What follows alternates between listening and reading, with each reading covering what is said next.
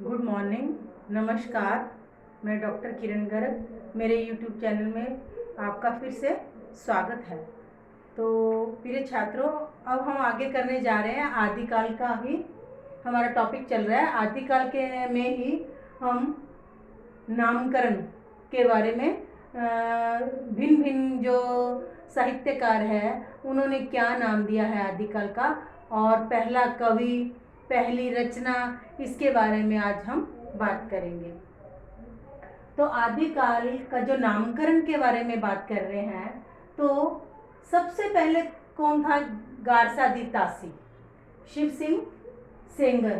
तो इन्होंने आदिकाल के नाम के बारे में कोई प्रयास नहीं किया था, गारसादी तासी और शिव सिंह सेंगर।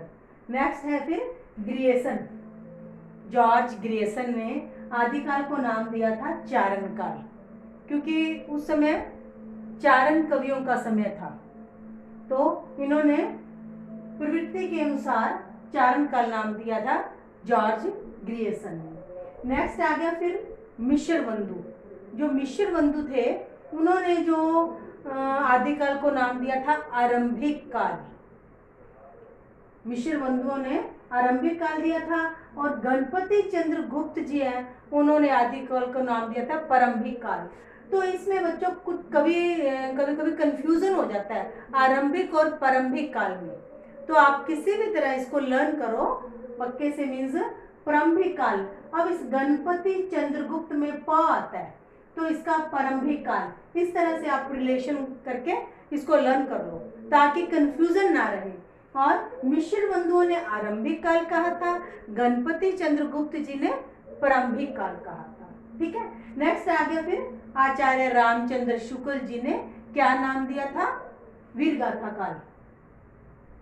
आचार्य रामचंद्र शुक्ल जी ने दोहरा नामकरण किया था, आदिकाल भी कहा था और वीरगाथा काल भी कहा था। तो वीरगाथा काल इन्होंने इन ग्रंथों के आधार पर, 12 ग्रंथों के आधार पर, रासो जो ग्रंथ थे, वीर ग्रंथ थे, उनके आधार पर आदिकाल को वीरगाथा काल का नाम दिया था। आचार्य रामचंद्र शुक्ल जी ने दोहरा नामकरण किया था, तो 2 नाम दिए थे आदिकाल प्रवृत्ति के अकॉर्डिंग। तो आदिकाल जो शुरुआत थी मीन्स साहित्य की, तो आदिकाल, और दूसरा वीरगाथा काल।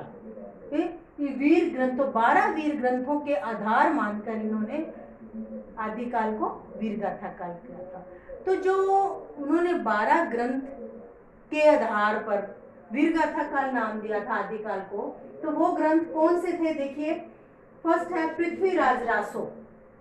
पृथ्वीराज रासो, ये सारे रासो ग्रंथ हैं, जैसे पृथ्वीराज रासो, परमाल रासो, विजयपाल रासो, हमीर रासो, खुमान रासो, विसलदेव रासो, ये सारे रासो ग्रंथ थे 6।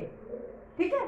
फिर 3 है विद्यापति जी के, कीर्तिलता कीर्तिपता का विद्यापति की पदावली। ये तीनों है विद्यापति जी के रचनाएं। और फिर है खुसरो की पहेलियां, अमीर खुसरो की जो पहेलियां है उस समय वह भी बहुत फेमस रही है, खुसरो की पहेलियां। फिर जयमन जस चंद्रिका और जयचंद प्रकाश, यह 12 वीर ग्रंथ थे। इनको आधार मानकर रामचंद्र शुक्ल जी ने आदिकाल को वीरगाथा काल कहा था। ठीक है। नेक्स्ट आ गया फिर डॉक्टर राम कुमार वर्मा। तो डॉक्टर राम कुमार वर्मा जी ने आदिकाल को 2 नाम दिए थे, संधि काल और चारण काल। जो आदिकाल का समय था उसको 2 भागों में बांट के 2 नाम दिए थे, संधि काल और चारण काल। किन्होंने 2 नाम दिए थे? डॉक्टर राम कुमार वर्मा जी ने। ठीक है। नेक्स्ट आ गया फिर हजारी प्रसाद द्विवेदी जी। तो हजारी प्रसाद द्विवेदी जी ने आदिकाल को आदिकाल नाम दिया था, और रामचंद्र शुक्ल जी ने आदिकाल को आदिकाल का नाम दिया था। ठीक है। किन किन ने दिया था? हजारी प्रसाद द्विवेदी जी ने और डॉक्टर आचार्य रामचंद्र शुक्ल जी ने आदिकाल नाम दिया था। और हजारी प्रसाद द्विवेदी और महावीर प्रसाद द्विवेदी, इनमें भी कंफ्यूज नहीं होना आपने। हजारी प्रसाद द्विवेदी जी ने आदिकाल नाम दिया था, तो महावीर प्रसाद द्विवेदी जी ने वीजवपन काल नाम दिया था। महावीर प्रसाद द्विवेदी जी ने बीज बपन काल नाम दिया था, और डॉक्टर धीरेन्द्र वर्मा जी, डॉक्टर धीरेन्द्र वर्मा जी और बच्चन सिंह जी, इन दोनों ने आदिकाल को नाम दिया था अपभ्रंश काल। डॉक्टर धीरेन्द्र वर्मा जी और बच्चन सिंह जी ने नाम दिया था आदिकाल को अपभ्रंश काल। नेक्स्ट है फिर मोहन अवस्थी और सुमन राजे जी, इन दोनों ने आदिकाल को नाम दिया था आधार काल। ठीक है, नेक्स्ट आ गया फिर राहुल सांकृत्यायन जी ने आदिकाल को नाम दिया था सिद्ध सामंत काल। तो आपको ये नाम अच्छे से लर्न करने होंगे, इससे रिलेटेड बहुत बार एग्जाम में क्वेश्चन आ जाता है। ठीक है, नेक्स्ट आ गया फिर विश्व प्रसाद मिश्र जी, उन्होंने आदिकाल को नाम दिया था वीर काल। विश्व प्रसाद मिश्र जी ने आदिकाल को नाम दिया था वीर काल। नेक्स्ट आ गया फिर हरिश्चंद्र वर्मा और राम खिलावन पांडे। हरिश्चंद्र वर्मा और राम खिलावन पांडे जी ने आदिकाल को नाम दिया था संक्रमण काल। संक्रमण काल किसने नाम दिया था? राम खिलावन पांडे जी और हरिश्चंद्र वर्मा जी। ठीक है, फिर नेक्स्ट आ गया चंद्रधर शर्मा गुलेरी।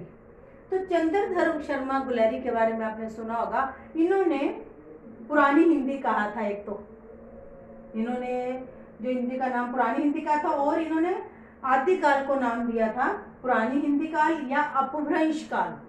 तो अपभ्रंश काल और किन्होंने कहा था?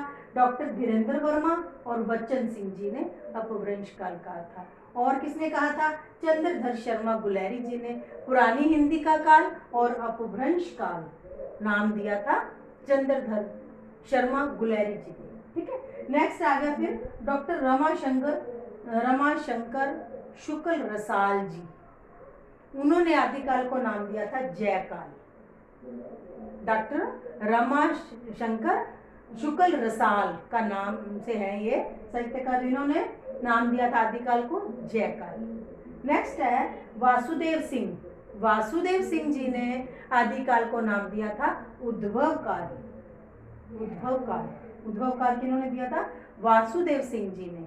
तो यह थे आदिकाल के तरह तरह के नाम, और जो विभिन्न साहित्यकारों ने इन्होंने अलग अलग नाम आदिकाल को दिया है। तो आपको यह अच्छे से लर्न करना होगा, क्योंकि ये नाम से रिलेटेड क्वेश्चन बहुत बार एग्जाम में आया हुआ है। तो इसमें कंफ्यूज होने की जरूरत नहीं, आपको अच्छे से लर्न करना है। जैसे आरंभिक और प्रारंभिक काल है, मिश्र बंधु ने आरंभिक काल का, गणपति जी ने प्रारंभिक काल का, इसमें कंफ्यूज नहीं होना। ठीक है, नेक्स्ट फिर हजारी प्रसाद द्विवेदी, महावीर प्रसाद द्विवेदी। तो हजारी प्रसाद द्विवेदी जी ने आदिकाल, महावीर प्रसाद द्विवेदी जी ने बीज बपन काल कहा। ठीक है, इसी तरह जैसे मोहन अवस्थी और सुमन राजे जी दोनों ने आधार काल नाम दिया। डॉक्टर धीरेन्द्र वर्मा और बच्चन सिंह जी ने दोनों ने अपभ्रंश काल का, और चंद्रधर शर्मा गुलेरी जी ने भी अपभ्रंश काल भी कहा है, और क्या कहा है? पुरानी हिंदी का काल कहा है आदिकाल को। तो इस तरह कुछ चीज़ें हैं जो कंफ्यूज करने वाली, तो आपको कंफ्यूज नहीं होना, वो मतलब उसको अच्छे से लर्न करना है, जो है उसके अकॉर्डिंग आपको अच्छे से लर्न करना है। तो यह थे आदिकाल के नामकरण, जो विभिन्न साहित्यकारों ने अलग अलग नाम आदिकाल को दिया है। नेक्स्ट हम करेंगे हिंदी का पहला कवि।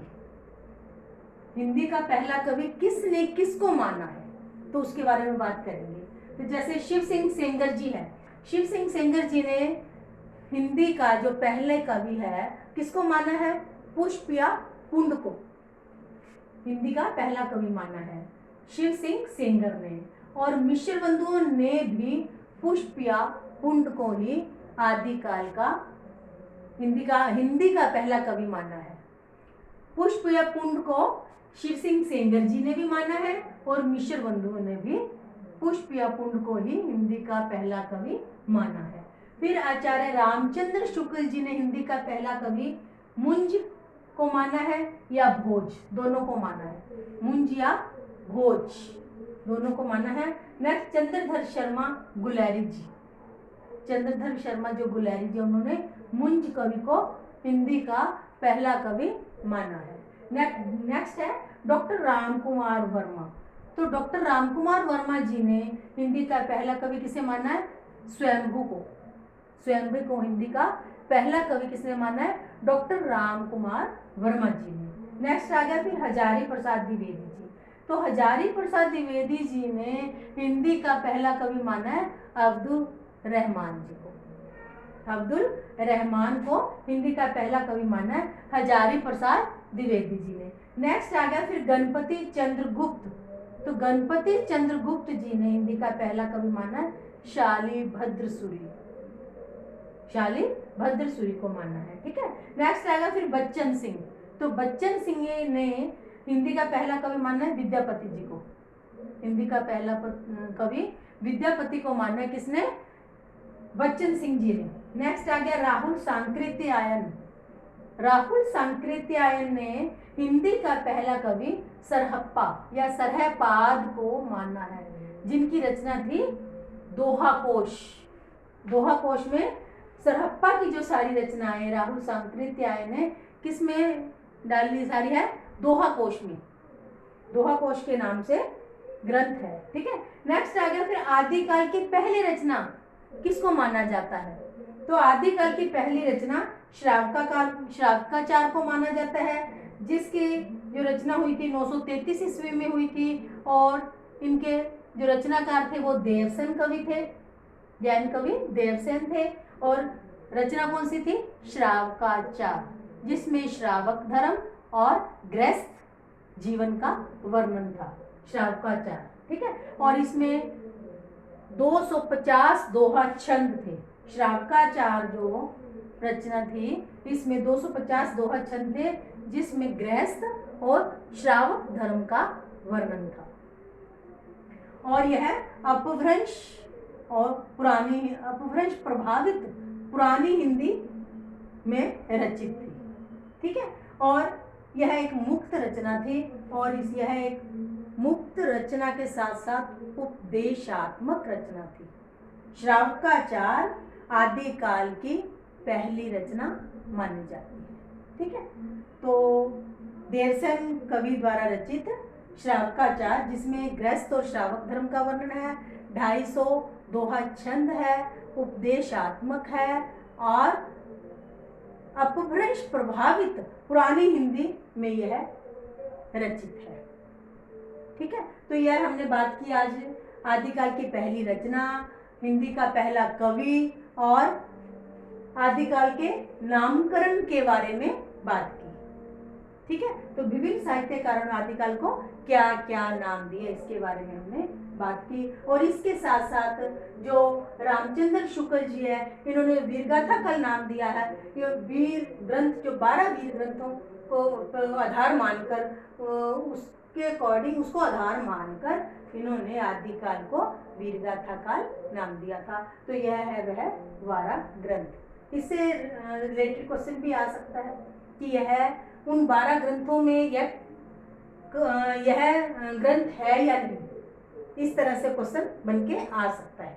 जैसे 3 ग्रंथ इनमें से दे दिए, एक ग्रंथ कोई और दे दिया, इनमें से कौन सा ग्रंथ जो 12 ग्रंथों में नहीं आता वो कौन सा है, तो इस तरह से क्वेश्चन बन के आ सकता है। तो यह 12 ग्रंथ भी आपको लर्न करने होंगे, नामकरण भी, पहला कवि, पहली रचना, तो यह आपको लर्न करना होगा। तो यह सारा जो मटेरियल कह सकते हैं, यह जो वीडियो है इसमें जो नामकरण से संबंधित, पहली रचना से, पहले कवि से संबंधित, ये सारा ही इम्पोर्टेंट है। तो आपको अच्छे से इसको तैयार करना होगा, कंफ्यूज नहीं करना। और जहाँ तक मुझे उम्मीद है कि मेरे को लगता है कि आपके लिए वीडियो उपयोगी रहेगी और आपको अच्छी लगी वो वीडियो, तो यह लाइक करना, शेयर करना और सब्सक्राइब करना। Thank you.